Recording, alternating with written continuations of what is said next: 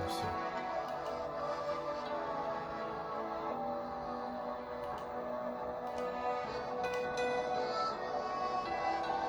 Blessed be the name of the Lord.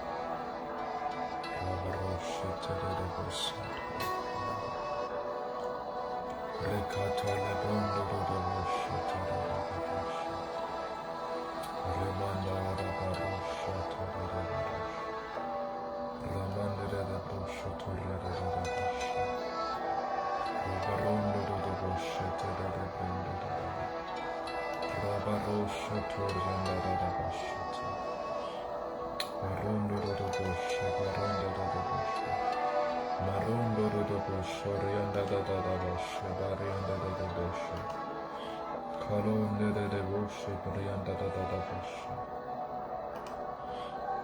kalada barosho, tada da barosho, ramande de bosho, barianda da bosho, da bosho, marondo do bosho, tada da barondo do bosho, ramande de bosho, toriada da bosho, tada.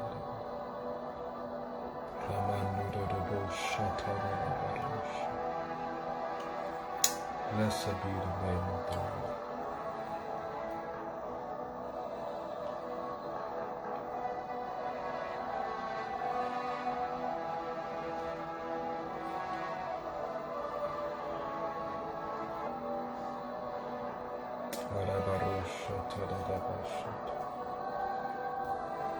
Gloire à toi, Seigneur.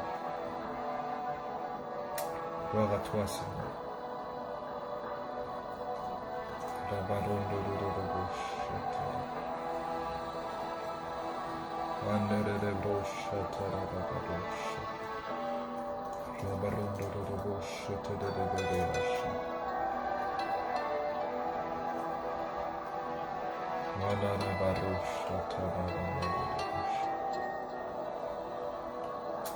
Merci Saint-Esprit.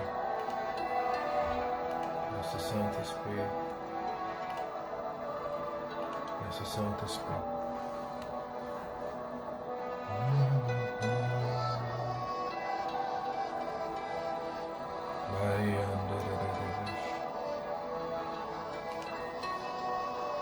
Béni sois-tu, Seigneur.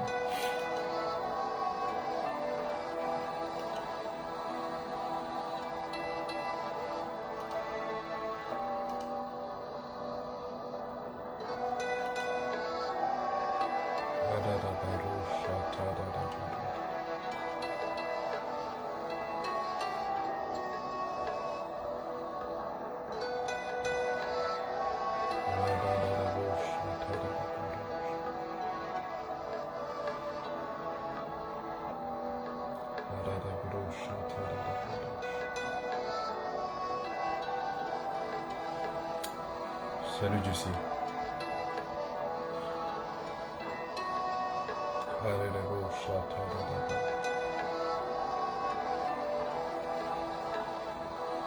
Béni sois-tu, Seigneur. Te louons, nous te glorifions, Saint-Esprit.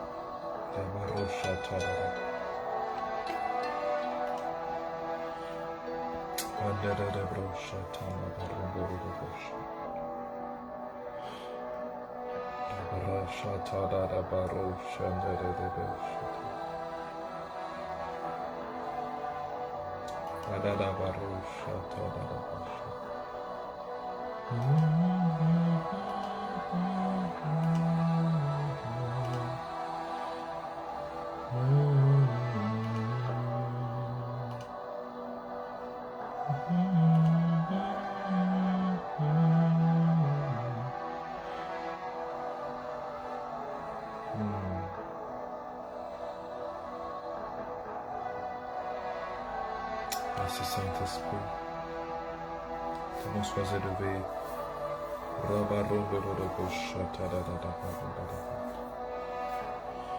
Gloire à ton Saint-Nom, Seigneur.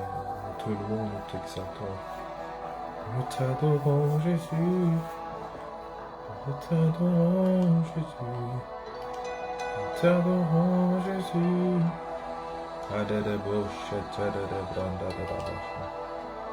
Alléluia.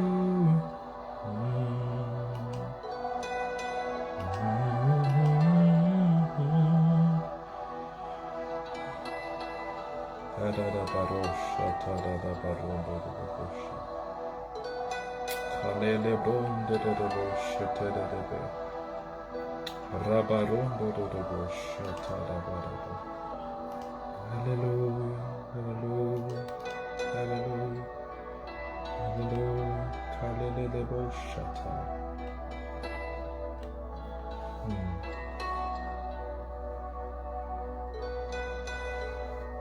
Te bénissons, Seigneur, nous t'adorons, Jésus, qui est semblable à toi, Jésus.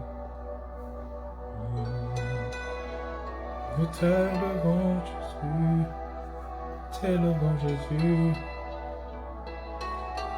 Nous voulons nous tenir devant ta présence, devant ton trône.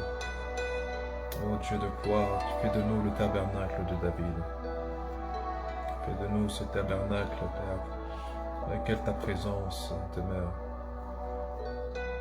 Tabernacle, Père, qui marche dans cette adoration. Oh Maria, célébron de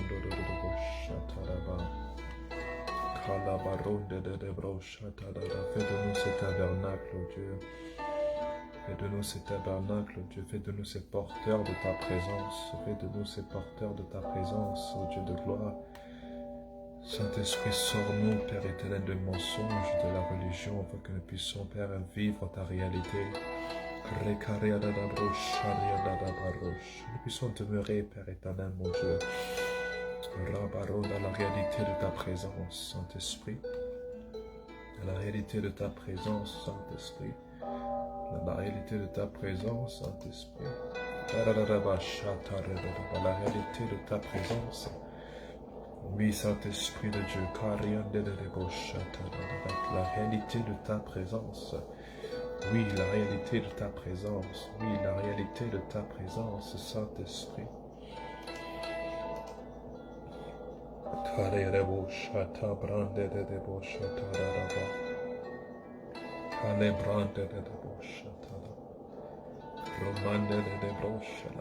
de ta présence, Saint-Esprit. La réalité de ta présence. Alléluia. Alléluia, alléluia. Ta présence, Saint-Esprit, ta présence, mon Dieu. Enracine-nous dans ta présence, Saint-Esprit. Enivre-nous de ta présence, Saint-Esprit. Enivre-nous de ta présence, de ta présence, de ta présence, de ta présence. Que nous soyons, Père, engloutis par ta présence, par la connaissance de ta présence. Que nous soyons obnubilés par la perspective de ta présence.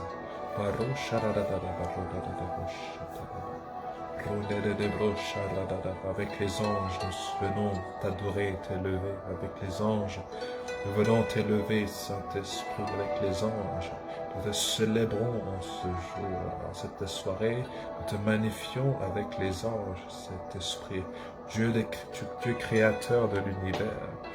Car toi qui as créé l'étendue du ciel, toi qui as étalé dans le ciel, comme un tableau, un chef-d'œuvre que tu as peint, Saint-Esprit de Dieu. Nous te célébrons, Seigneur. Nous te magnifions, ô Dieu de gloire, ô Dieu de gloire.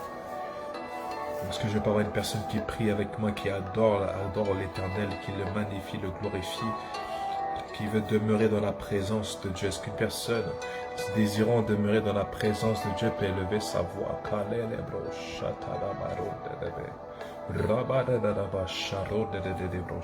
Quelqu'un qui aime sa présence, est-ce que tu peux élever ta voix?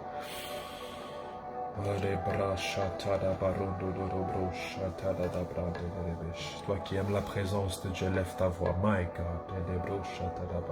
Nous devons revenir à la base de sa présence. Nous devons revenir à la base de sa présence. Nous devons revenir au centre de sa présence. Nous devons revenir à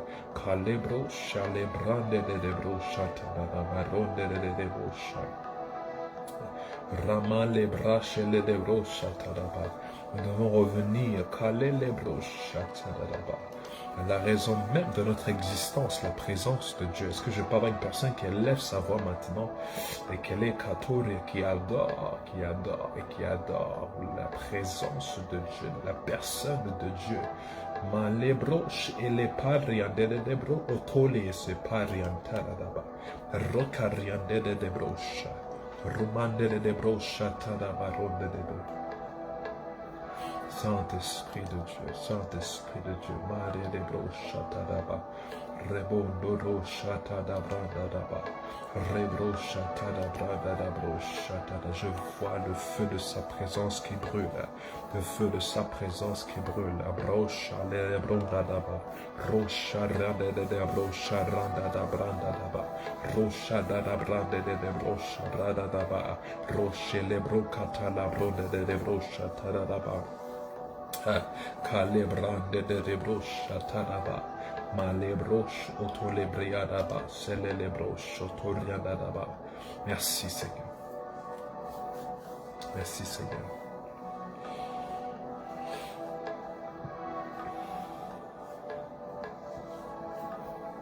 Merci Saint-Esprit. Merci Saint-Esprit. Nous te célébrons Saint-Esprit, nous t'aimons Saint-Esprit. Nous aimons ta présence, Saint-Esprit. Mon Dieu.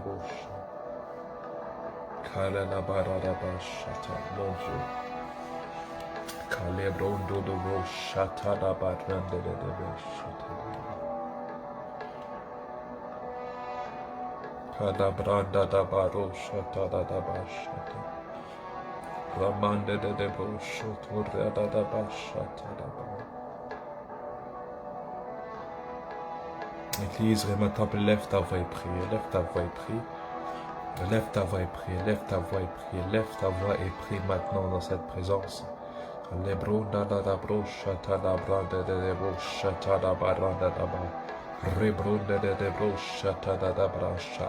Plaidons le retour de la présence de Dieu. Plaidons le retour de la présence de Dieu.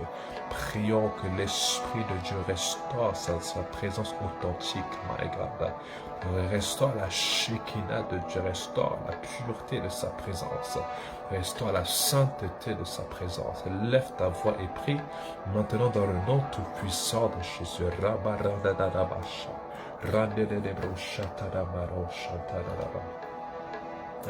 Alors que tu pries, désire que ce que l'Esprit de Dieu puisse déverser encore à nouveau. Une restauration totale des choses qu'il a prévues, qu'il a établies, mon Dieu.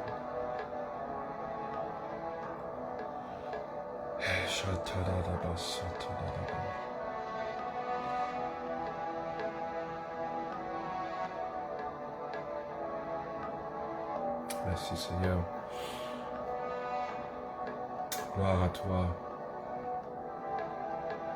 Gloire à toi. Gloire à toi. Gloire à toi, Saint-Esprit.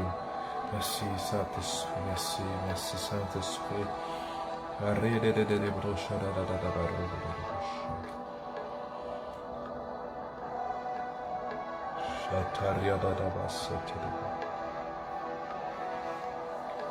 Merci, Saint-Esprit, my God. Merci, Saint-Esprit de Dieu. Ta présence, ta présence, ta présence. Demande-nous de monter, dis-nous de monter. Ordonne-nous à monter, Seigneur. Ordonne-nous à monter. Ordonne-nous à monter, Saint-Esprit. Dis-nous de monter, Saint-Esprit. Donne-nous cette autorisation. Fais-nous monter, Saint-Esprit de Dieu. Fais-nous monter, Saint-Esprit de Dieu.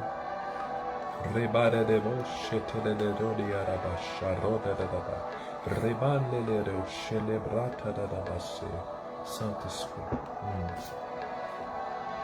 Saint-Esprit. Saint-Esprit. Saint-Esprit.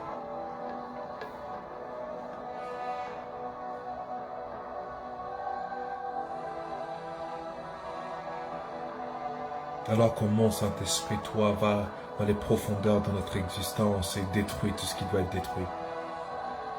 Déracine ce qui doit être déraciné, retire ce qui doit être retiré, renverse ce qui doit être renversé. Établis ton trône, établis ton temple, façonne-nous pour être les porteurs de ta présence. Ce temple qui porte ta présence, recale les broches, la demeure de ta présence, que nous soyons la demeure de ta présence, Seigneur Jésus. Que nous soyons plus que le tabernacle de Moïse, que nous soyons plus que le temple de David, que nous soyons, éternel mon Dieu, la maison du Très-Haut,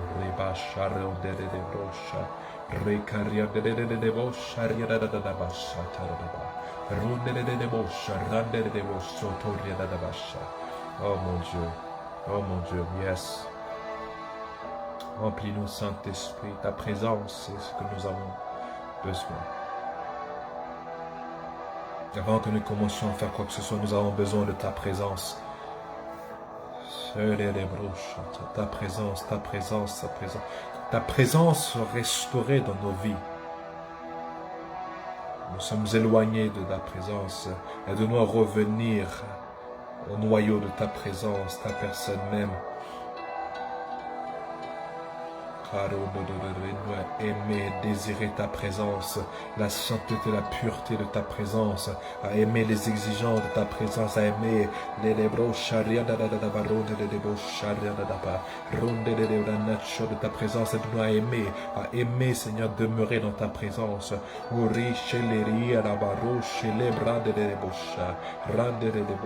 Ta présence, Seigneur, que ta présence soit restaurée avec un temple, Saint-Esprit. Restaurer dans la vie de ton peuple, dans la vie de ton peuple, dans la vie de toute personne qui suit ce live à l'instant même. Que ta présence soit rétablie, Saint-Esprit de Dieu. Ta présence soit rétablie, my God, que ta présence soit rétablie, Saint-Esprit.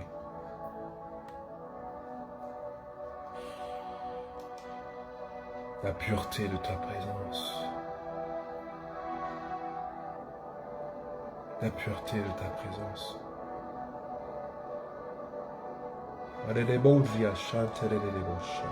La pureté de ta présence, oh mon Dieu. Oui, la pureté de ta présence, my God.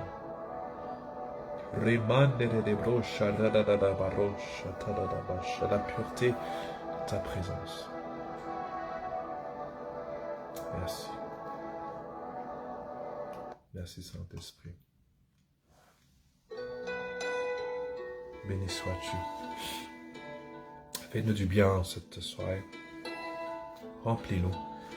Dispose nos cœurs, dispose notre vie à recevoir de toi cet Esprit de Dieu.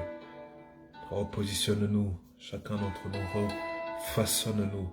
Retire de nos cœurs toute chose qui ne doit pas exister. Comme David, examine-nous. Et vois s'il n'y a pas un chemin mauvais. Et lorsque tu trouves, dirige-nous sur le chemin éternel. Oui, Saint-Esprit de Dieu. Déracine de nos cœurs et de nos vies toute fraude, tout péché, toute chose, Père éternel, qui pourrait tacher notre témoin, tacher ta présence. Les broches et les arènes, nous empêcher à aller plus loin dans ta présence. Retire de nos cœurs et de nos pensées, ô Dieu de gloire, toutes ces choses. Dans le nom tout-puissant de Jésus. Je prie que tu puisses parler. Éclaire-nous par ta lumière et par ta révélation. Dans le nom tout-puissant de Jésus. Amen. Amen. En espérant que vous allez bien. Merci d'avoir appris avec moi durant ce court moment. Est-ce que le Dieu a voulu qu'on commence ainsi? Parce que nous devons retourner à Éden. Alors faites-moi signe si vous m'entendez bien.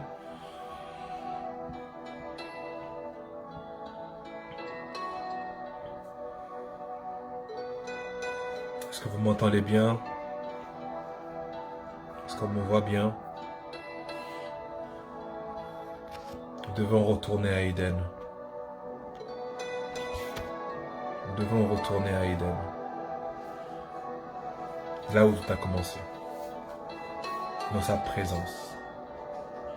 Est-ce qu'on m'entend bien?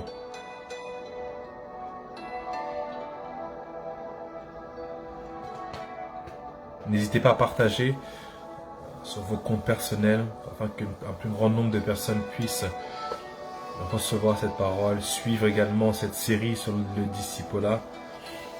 Faites-moi signe si vous m'entendez bien afin que nous pouvons décoller ensemble.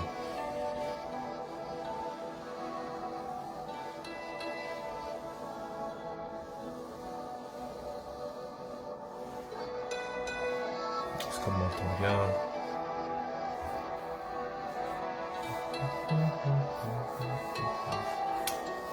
Thank you, Jesus. Thank you, Jesus. Ok, super.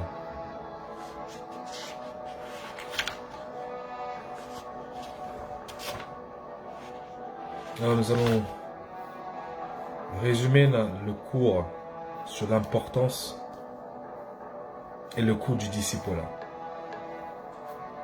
Nous sommes arrivés à la fin de ce cours. Et nous allons donc débuter aujourd'hui un nouveau cours, toujours sur la grande série, sur le grand thème du discipolat. Nous avons vu 2 semaines l'importance et le coût du discipolat, pourquoi c'est important. Et là, du coup, je vais essayer de résumer en 2 minutes ce cours-là. Donc, prenez des notes. Prenez des notes, prenons des notes. Prenons des notes.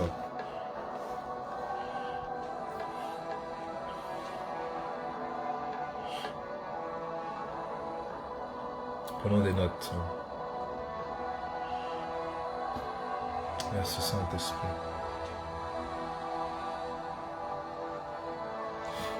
Donc pour résumer le cours sur l'importance et le coût du discipolat, vous pouvez noter au numéro 1 que le discipolat est une priorité pour Jésus. Jésus a fait du discipolat une priorité, ainsi nous devons en faire de même. Je répète, Jésus a fait du discipolat une priorité, ainsi nous devons faire de même.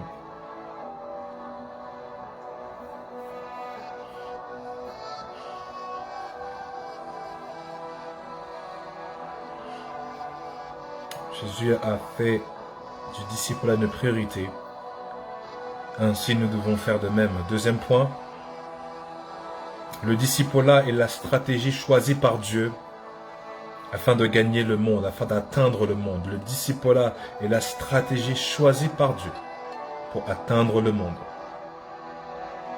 Le discipolat est le système que Dieu a choisi afin de gagner et d'atteindre et de gagner le monde. Je répète, n'hésitez pas à partager autour de vous. Prenez le lien de ce live et collez-le dans les groupes. Collez-le dans les groupes WhatsApp, ainsi de suite, afin qu'un grand nombre puisse parvenir à la vérité de la parole et de l'importance de revenir à l'enseignement basique de Christ. Christ a mis une emphase sur le discipolat et nous devons faire de même. Donc n'hésitez pas à partager au maximum. Ainsi je disais, en deuxième point pour résumer, le discipolat est la stratégie choisie par Dieu afin d'atteindre le monde. Afin d'atteindre le monde. Point numéro 3, pour résumer encore, la maturité spirituelle doit être le résultat du discipola. Je répète, la maturité spirituelle doit être le résultat du discipola. C'est-à-dire du coup, là, ce processus qu'on appelle le discipola, cette phase de vie, cette marche, ce style de vie doit produire la maturité spirituelle.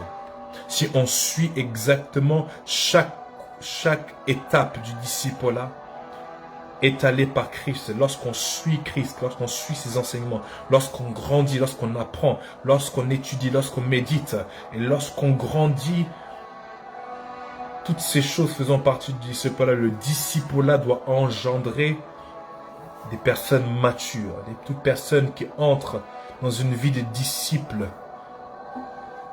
ressort mature spirituellement.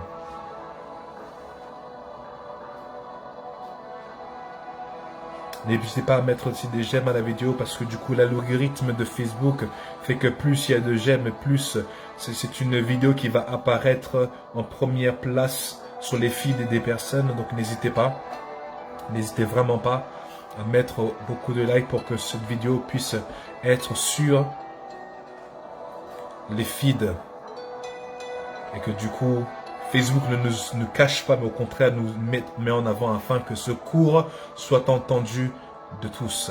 Amen. Merci à ceux qui mettent des j'aime. Merci à ceux qui mettent des j'aime. Donc comme je disais, donc le troisième point, le but du disciple doit être l'engendrement de chrétiens matures, de personnes matures en Christ. Quatrième point. Nous devons prendre une décision ferme pour suivre Jésus et de ne pas demeurer dans la médiocrité.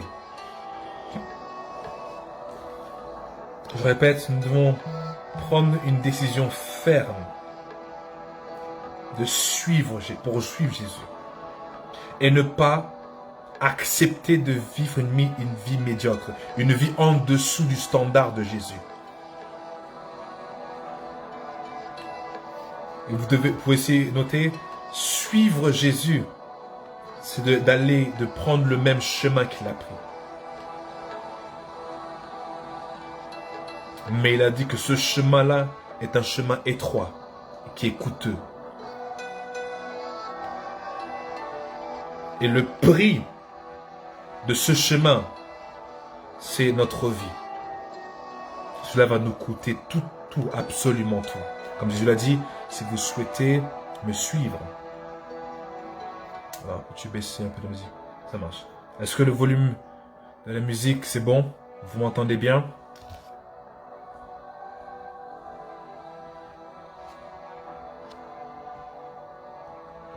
Merci pour ta présence, Saint-Esprit.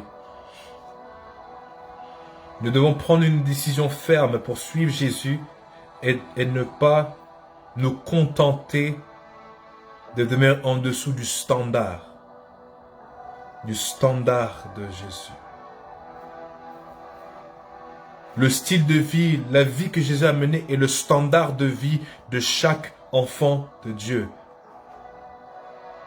Ne pas suivre ce qu'il a étalé, ne pas suivre ses principes, c'est mener une vie en dessous du standard. Et chaque disciple a pour objectif de vivre selon le standard de Jésus, c'est-à-dire prendre le chemin qu'il a pris. Parce que lui-même, il a dit, je suis le chemin. Il a dit que ce chemin-là est coûteux. Cinquième point, pour résumer encore le cours sur l'importance et le prix du disciple-là. Les fils de Dieu, les fils et les filles de Dieu doivent démontrer Jésus au monde. En effet, nous devons être transformés en sa ressemblance. Autrement dit, toute personne qui a pris la décision de marcher selon le disciple-là, de devenir des disciples, démontre Jésus au monde et ils sont transformés en sa ressemblance. Oui, parce que Romains chapitre 8 nous dit que le but de Dieu, c'est de nous prédestiner il nous a prédestinés à ce que nous puissions ressembler à Jésus. Le but du disciple-là, c'est pour ressembler à Jésus. Être transformé en sa ressemblance.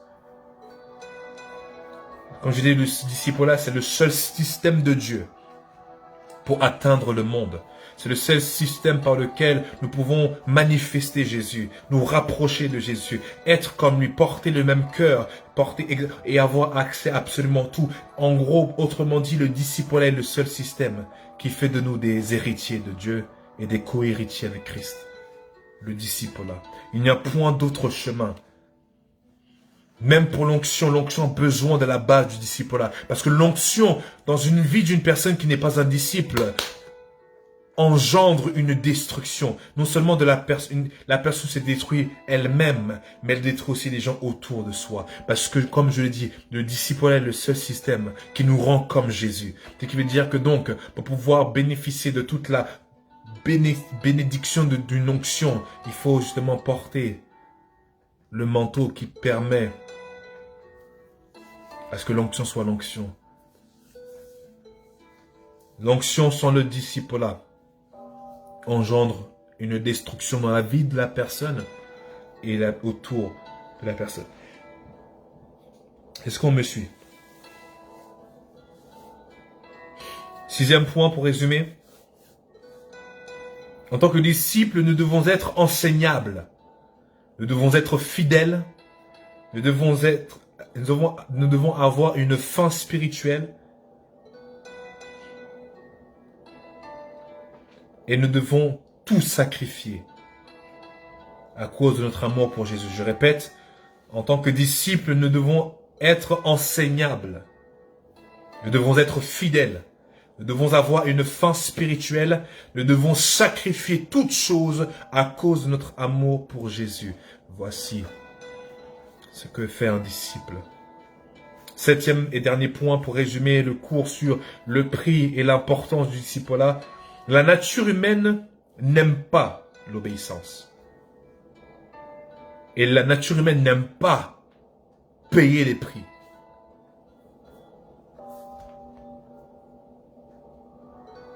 Il est facile de nous contenter d'un niveau de disciple-là qui nous est agréable.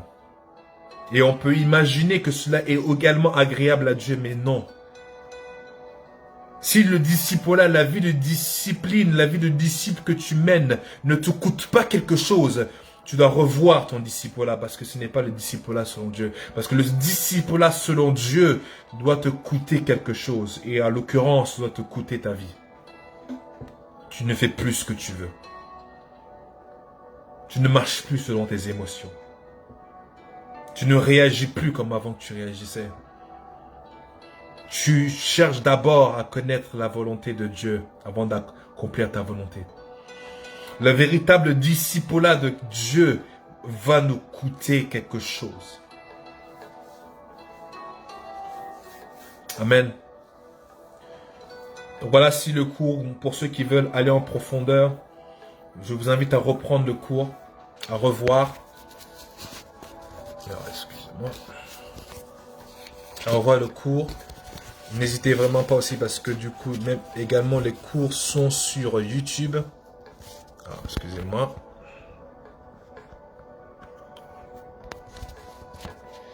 Voilà. Donc n'hésitez pas à partager également. Donc là maintenant nous allons voir.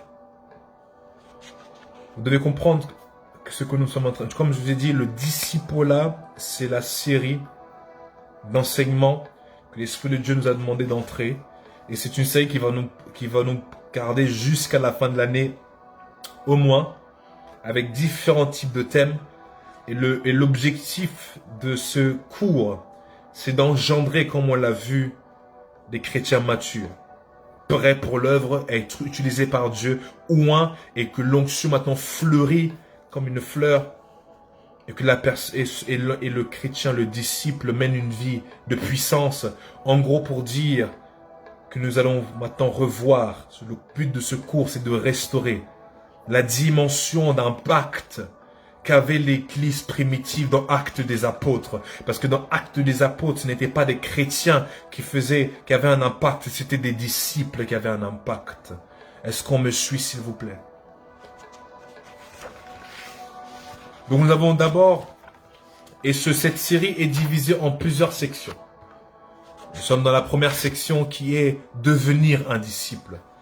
Et dans cette section, nous avons vu le premier cours qui était qu'est-ce qu'un disciple.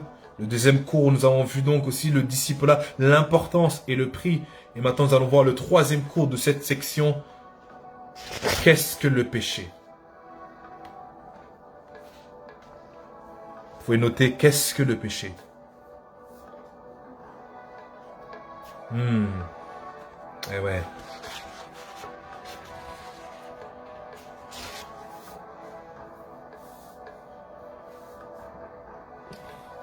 Parce que beaucoup ne savent pas.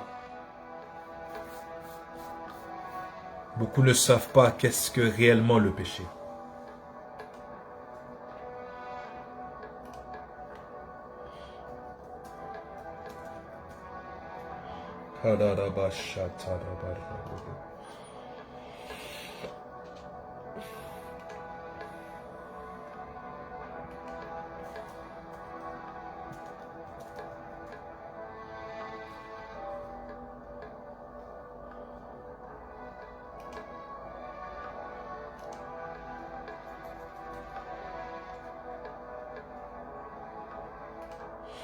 Est-ce qu'on me suit?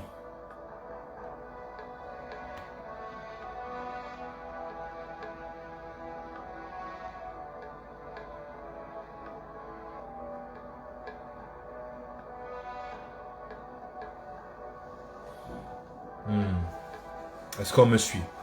Nous allons prendre 3 passages bibliques qui vont être les passages clés de base de ce cours. Nous allons prendre premièrement Romains chapitre 3 verset 23.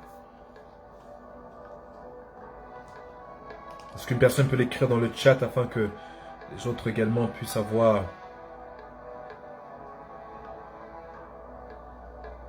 la possibilité, s'ils ont raté l'annonce, qu'ils puissent également nous suivre. Le Romains chapitre 3 verset 23.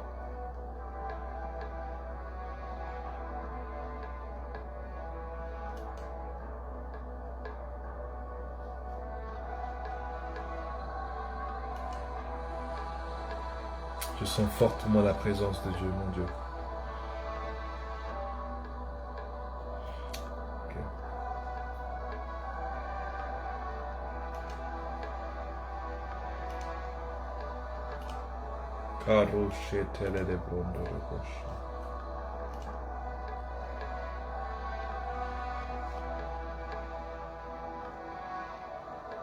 Merci Saint-Esprit de Dieu.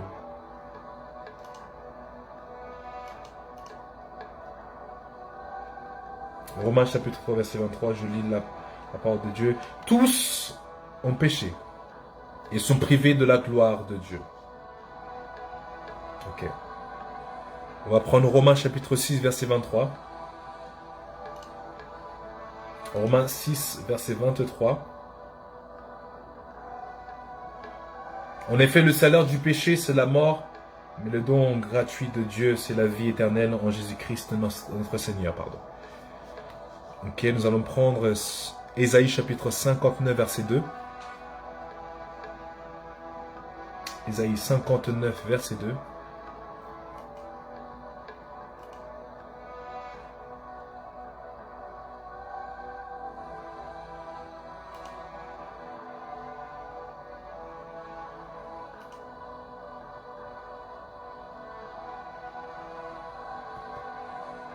On va plutôt prendre Ésaïe 59 à partir du verset 1 et le verset 2.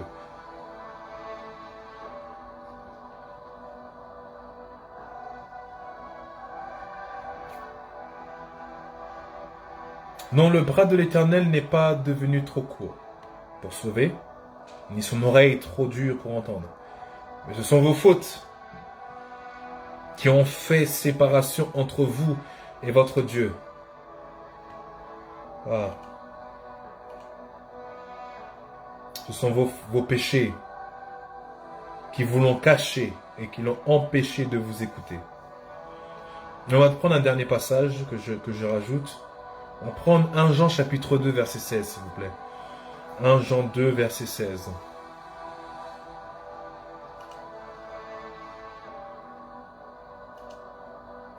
1 Jean chapitre 2 verset 16.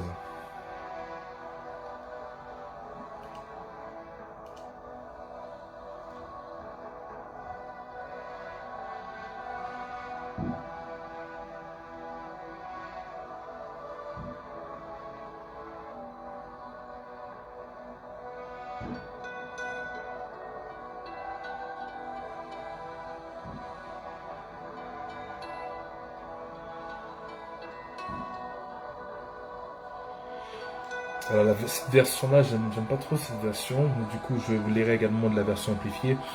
En effet, tout ce qui est dans le monde, la convoitise qui est dans l'homme, la convoitise des yeux et l'orgueil dû aux richesses vient non du Père, mais du monde. Alors, dans notre version d'anglais, on nous parle de la convoitise de la chair, la convoitise des yeux et l'orgueil de la vie. L'orgueil de la vie. Du coup, on va décortiquer les trois.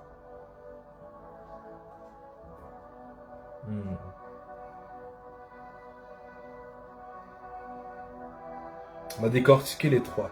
Et juste pour que vous puissiez noter, les trois, voici le résumé. Tout le péché dans le monde peut être situé dans ces trois catégories. Ces trois catégories. Et nous, à partir de là, nous allons monter pour pouvoir maintenant voir l'origine même du péché. Qu'est-ce qu'on appelle le péché? Mais en soi, vous pouvez écrire ces trois catégories, la convoitise de la chair, la convoitise des yeux et l'orgueil de la vie. Hein, ce sont sur ces trois bases, enfin, ces trois catégories dans lesquelles viennent s'accrocher tous les péchés du monde. Vous pouvez noter que la convoitise de la chair, c'est tout ce qui frappe à la chair. Tout ce qui touche au désir physique, au désir charnel.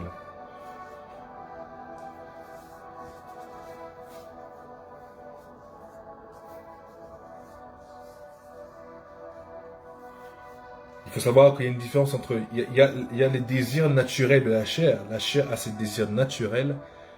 La chair possède ses désirs naturels. Mais toutefois, le diable maintenant va jouer dessus. Pour maintenant pousser l'homme à aller abuser maintenant ses désirs naturels. C'est à partir de là qu'on maintenant entre dans la convoitise de la chair. C'est pousser l'homme à aller au-delà des limites que Dieu a établies au niveau physique, au niveau du corps. C'est pour ça que du coup, on va parler maintenant par rapport à la nourriture. Le Seigneur ne souhaite pas que nous puissions tomber dans l'excès de table. L'excès de table est un péché. Manger au-delà de sa capacité, manger même au-delà de sa capacité, cela maintenant, ça va aller causer maintenant l'abus de ce que Dieu a établi. L'excès de table, en fait pas. Donc, le corps a ses besoins naturels, mais lorsqu'on va à l'excès, c'est là que le péché est engendré. Et en tant qu'on va parler maintenant, par exemple, du côté sexuel, le sexe créé par Dieu et les envies sexuelles qui fait partie du corps, le Seigneur a délimité maintenant l'expression de cette partie-là du corps seulement dans une institution qu'on appelle le mariage. Dans le mariage que doit fleurir le côté sexuel, les désirs sexuels de l'homme avec un seul homme ou une seule femme.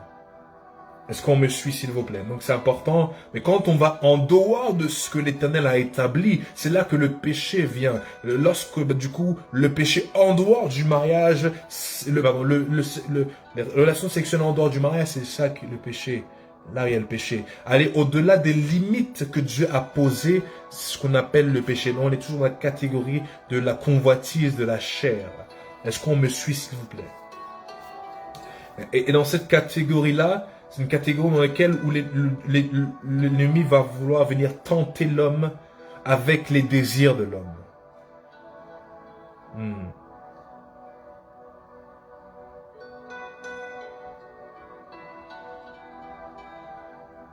Est-ce que vous me suivez? Est-ce qu'on me suit? On peut même voir cela même dans l'histoire de Jésus.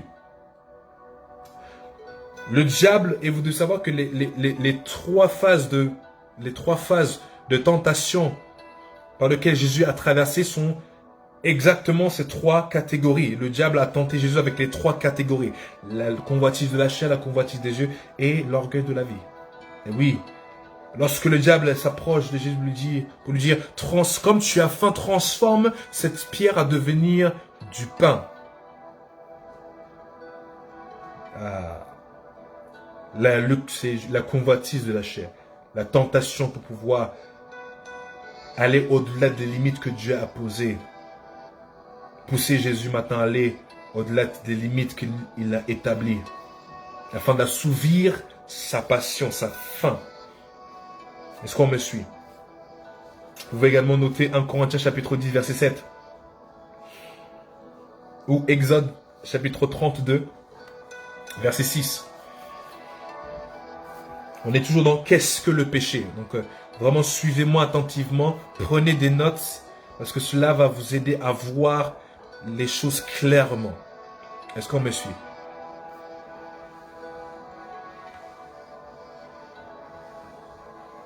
Donc, comprenez justement que avoir des désirs, comprenez, corps de Christ, comprenez. Le corps a ses désirs. Il a faim. Il a envie de boire. Il a soif. Aussi, du coup, le corps va désirer maintenant le sexe opposé. Ce sont des désirs naturels. Mais dès lors que maintenant, il y a ce désir-là maintenant d'agir au-delà des limites, d'aller au-delà de ce que Dieu a établi. J'ai pris maintenant pour l'exemple de manger, de boire, aller à l'excès, c'est là qu'il y a le péché. Le péché, c'est toujours quand il y a l'excès, quand il y a l'excès. Et maintenant même, vous voyez, chaque partie, que chaque désir a sa limite. Lorsqu'on dépasse ces limites-là, c'est là que maintenant le diable n'est pas loin et que la tentation va toujours venir nous pousser à faire quelque chose au-delà des limites. Ce qui veut dire maintenant, nous devons vraiment comprendre la différence entre les désirs naturels et de par ces désirs naturels, l'ennemi va venir nous pousser à aller loin avec ces désirs naturels.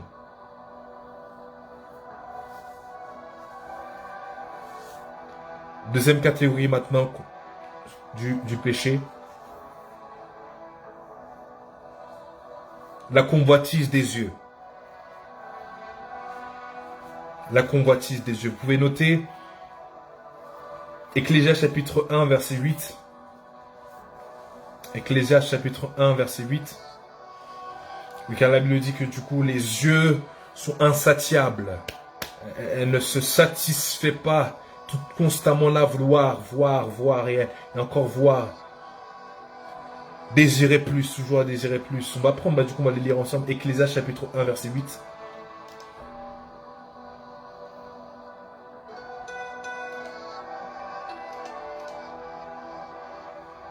Ecclésias chapitre 1 verset 8. Tout est en mouvement plus qu'on ne peut le dire. L'œil ne sera jamais rassasié de voir et l'oreille ne sera jamais remplie au point de ne plus pouvoir écouter.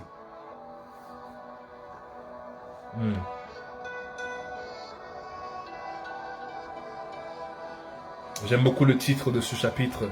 C'est Examen de la réalité. Donc, pour ceux qui veulent justement plonger dans les discours et les arguments de l'Ecclésiaste, n'hésitez vraiment pas.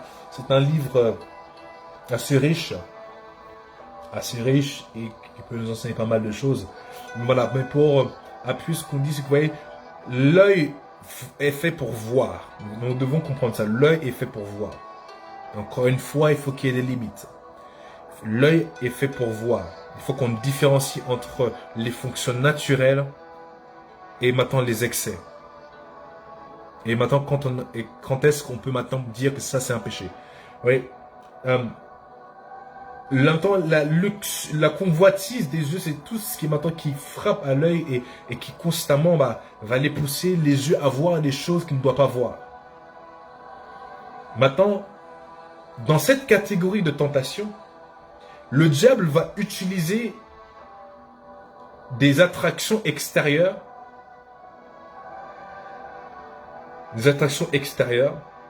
pour produire maintenant une convoitise.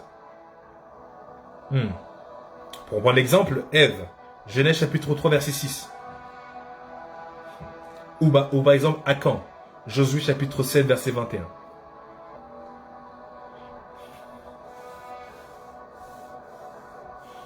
Et pourquoi maintenant, à partir de là, c'est quoi maintenant qu'on appelle le péché? Parce que du coup, l'œil est fait pour voir. Maintenant, c'est à partir de quand ça devient péché? Vous devez comprendre. lorsqu'on dépasse les limites établies, l'ordre de Dieu. Parce que vous voyez, les deux personnes, les deux exemples cités, Ève ou Akan, ils ont désiré quelque chose qui était interdit. Ève qui était donc le fruit, oh mon Dieu, le fruit du bien et du mal. Absolument pas le droit d'en prendre, mais elle regardait, elle le désirait. La Bible déclare qu'elle désirait, que ça plaisait aux yeux.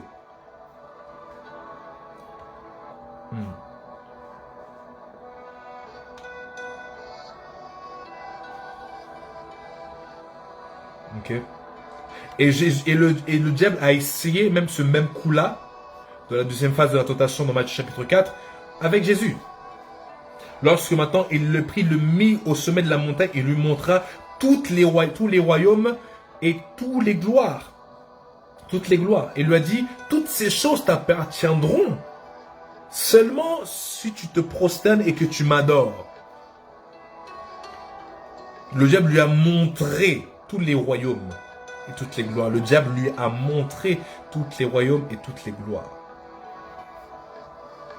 Pour le pousser maintenant à obtenir quelque chose qu'il était censé obtenir, mais pas par le même biais. Parce que là, le diable lui proposait quelque chose que Jésus devait obtenir, qui était déjà promis qu'il l'obtienne. Mais maintenant, ce n'est plus en passant par la croix, mais en passant par l'adoration de Satan. Mais Jésus lui a bien répondu. Tu adoreras le Seigneur ton Dieu seul. Est-ce qu'on me suit? Est-ce que vous comprenez? Vous avez des questions, n'hésitez pas à les écrire. Je suis toujours dans l'introduction. Je suis toujours dans l'introduction. Mais c'est pour que nous puissions vraiment comprendre avant qu'on puisse aller point par point. Pour comprendre les conséquences du péché. Pour comprendre les différents mots ou synonymes que la Bible utilise pour qualifier le péché. Parce que chaque mot utilisé tombe dans des catégories spécifiques. On les verra ensemble.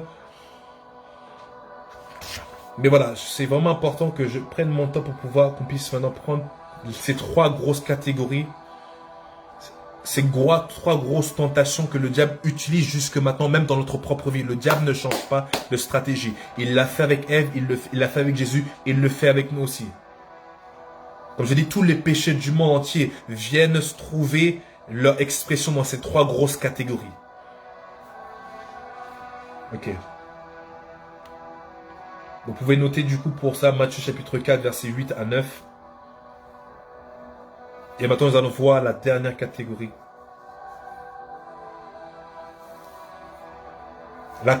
L'orgueil de la vie. Là maintenant ça touche tout ce qui est hautain, arrogant et l'orgueil. Tout ce qui est hautain, l'arrogance et l'orgueil.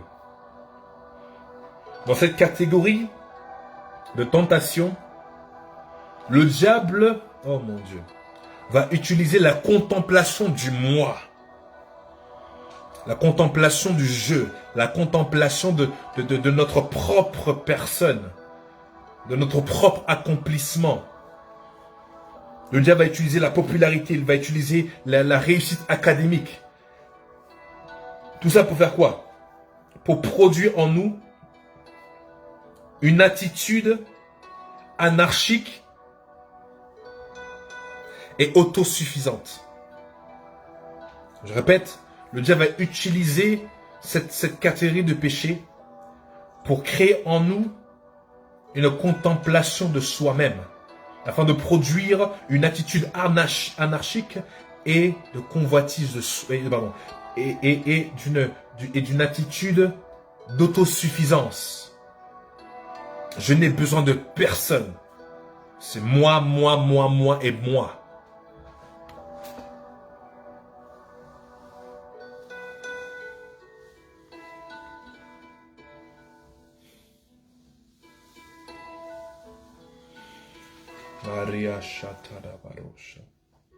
On peut écrire Néhémie chapitre 9 verset 16.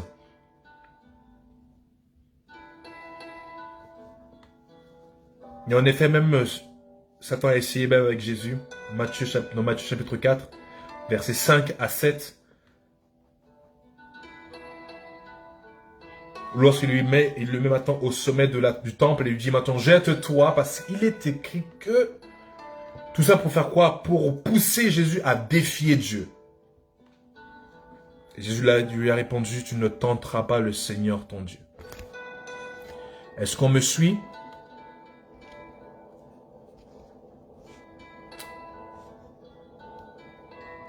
Oh mon Dieu, merci pour ta présence.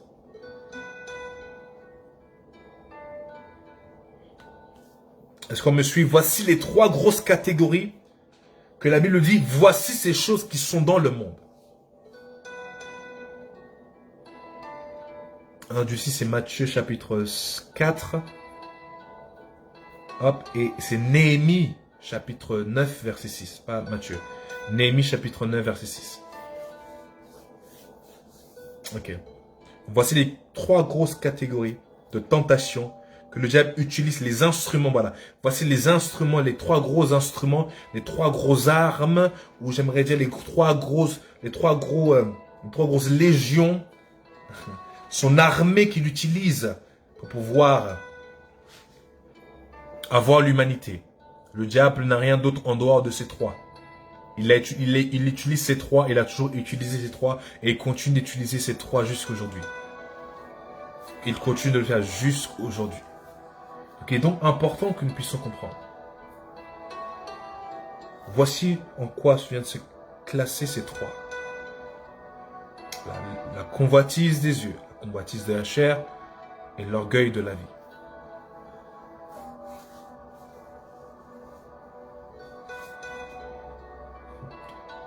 Hello Mami Vaila. Donc c'est vraiment ces 3 catégories.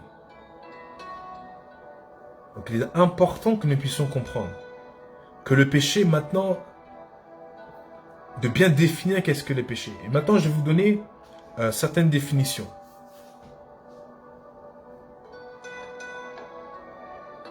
Mais avant qu'on aille maintenant dans la définition, là vous pouvez voir que en soi le péché a à faire avec tout ce qui déplaît à Dieu. Vous pouvez le noter, le péché a à voir avec tout ce qui déplaît à Dieu. Avec tout ce qui déplaît à Dieu. Une chose est un péché lorsque Dieu n'aime pas la chose. Quand Dieu n'aime pas une chose, cette chose est un péché. Et le péché en soi, c'est quoi? Le péché vient exalter le moi. Le péché vient exalter notre chair. Le péché vient exalter notre personne. Le péché vient exalter notre propre désir. Le péché vient maintenant amplifier notre ego. Le péché maintenant va nous mettre en avant et Dieu en arrière. Voici le péché. Parce qu'en soi, c'est ce qui s'est passé dans le jardin d'Éden. C'est ce qui s'est même passé avec Lucifer. Lorsque maintenant son cœur est monté, l'orgueil est monté en lui, et que maintenant il a commencé à se mettre en avant et à se glorifier soi-même, c'est là que le péché fut trouvé en lui.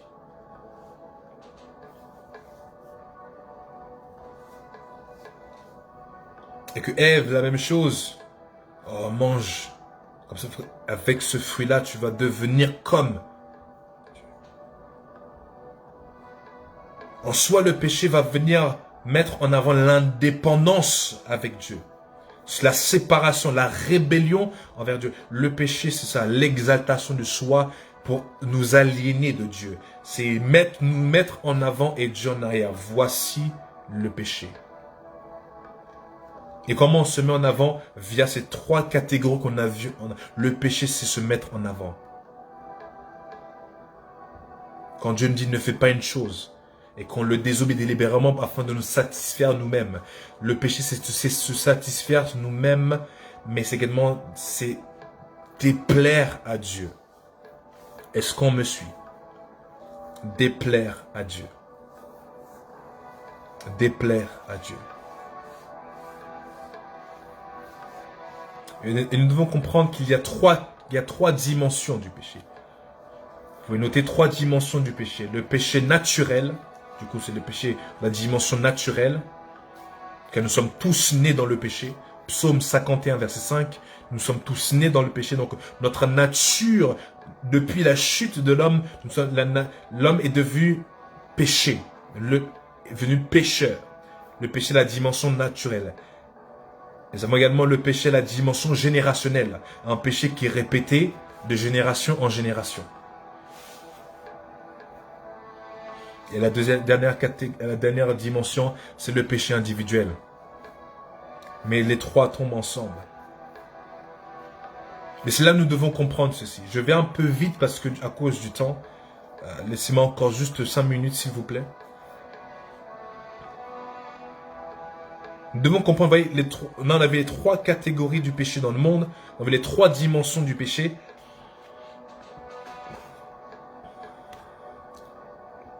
Maintenant, nous devons comprendre l'œuvre de la croix et le salut. Qu'est-ce qui s'est passé? La puissance du Seigneur, qu'est-ce qui s'est passé? Lorsque Christ est venu mourir, qu'il a pris sur tous nos péchés et qu'il est devenu péché, il a pris en fait la dimension de le péché, de la nature du péché. Il est devenu, la Bible dit qu'il est devenu péché. La nature même, qui englobe le reste. Donc il est venu tuer, détruire cette dimension-là, afin que lorsqu'on est en Christ, nous sommes nés de nouveau et que nous ne sommes plus maintenant appelés pécheurs, mais des enfants de Dieu. Mais toutefois, pourquoi on continue de pécher?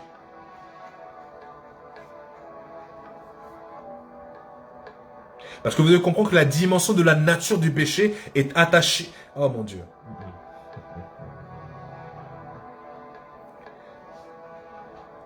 Avant la chute, nous étions de la nature de Dieu, la sainteté. Notre esprit était vivant, la sainteté. Lorsque le péché est entré, notre esprit est devenu morte. Notre esprit est devenu morte. Péché. Notre identité, notre nature était péché. Lorsqu'il est venu, il est venu crucifier cette nature afin que maintenant nous soyons devenus des êtres nouveaux. Toutefois, la dimension du péché générationnel et la dimension du péché individuel est restée encore intacte. Mais maintenant, ces deux dimensions, maintenant nous ne sommes plus maintenant des pécheurs, mais nous continuons à pécher à cause maintenant de quoi? Parce que vous devez comprendre que le salut est en 3 dimensions. Si vous voulez, prenez des notes. Le salut est en 3 dimensions. Nous sommes sauvés, nous sommes en train d'être sauvés et nous serons sauvés. La dimension du nous sommes sauvés, c'est la dimension où nous sommes nés de nouveau. La mort de Christ a permis une nouvelle naissance. Spirituellement, nous sommes nés de nouveau. Nous sommes en train d'être sauvés. L'Esprit de Dieu est en train de travailler notre âme. La dimension de notre âme est en train d'être sauvée. Voilà pourquoi la Bible déclare présentez votre corps comme un sacrifice vivant, et ensuite il dit soyez renouvelés. Renouvellement de l'intelligence. Le travail de l'esprit, maintenant, c'est le renouvellement. Nous sommes en train d'être sauvés. Le travail du Saint-Esprit, de travailler notre âme, de transformer notre âme, afin que notre âme ressemble à notre esprit. Oh mon Dieu. Et maintenant, nous allons être sauvés. La Bible déclare, lorsque Christ reviendra, nous serons transformés. Notre corps, nous porterons des corps glorieux. Voilà, voici les 3 dimensions et les 3 phases du salut. Ainsi, la première phase a été traitée. Christ a tué la dimension, première phase du péché, le péché naturel. Le péché en termes de nature. Maintenant, ensuite, il y a maintenant le péché générationnel et le péché individuel. Désormais, qu'est-ce qui se passe? Le péché générationnel, c'est quoi? Lorsqu'on est né, certes, on a grandi dans une famille. Et dans notre famille, il y a une culture. Et dans cette culture-là, maintenant, il y a maintenant, bizarrement, des choses qui sont répétées. Des péchés. Le père a fait ceci, le fils fait ceci, la mère a fait ceci, la fille fait de même. Comment je le sais? La Bible nous dit que Abraham a menti sur sa femme. Isaac est venu à mentir sur sa femme aussi. Péché générationnel. Est-ce qu'on comprend jusque-là?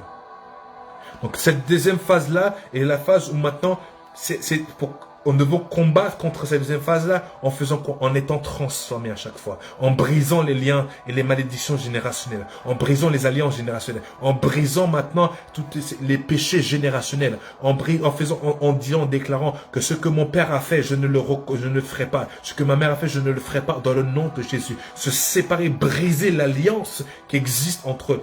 Oh mon Dieu, mon roi. Est-ce qu'on comprend? Parce qu'il y a certains péchés qui est héréditaire. Mon Dieu, mon roi. Donc c'est briser la dimension héréditaire du péché. Amen.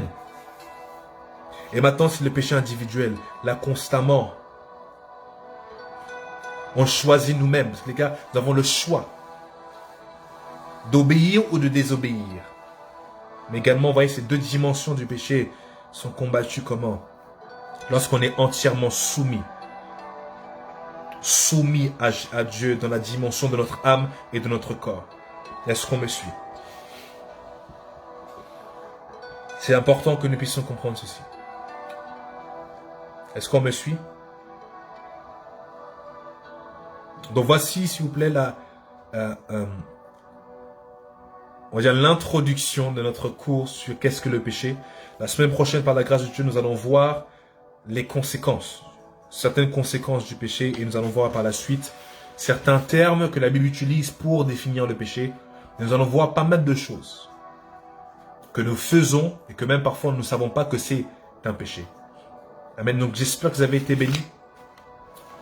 Parce que je prie que vraiment que ce que nous avons appris, que ça puisse être enraciné en nous, que l'Esprit de Dieu continue à nous révéler, nous manifester, nous montrer autre chose que moi-même je n'ai pas pu donner. Mais je prie que vous soyez bénis ce soir et on se donne rendez-vous vendredi. N'oubliez pas, nous sommes toujours sur le terme du disciple là. Donc on se donne rendez-vous vendredi à 19h30. Soyons là s'il vous plaît. Soyons là afin que nous puissions prier et continuer dans notre croissance spirituelle, dans l'établissement du royaume de Dieu, l'extension du royaume des cieux et la guérison du corps de Christ. Parce que c'est lorsqu'on se rassemble ensemble que le Seigneur déverse une bénédiction. Et l'une des bénédictions qui va être la guérison du corps de Christ. Mais cela commence par nous, lorsqu'on se retrouve ensemble pour prier. Amen. On se donne rendez-vous vendredi à 19h30. Soyez bénis et on se dit à la prochaine. Bonne soirée à vous.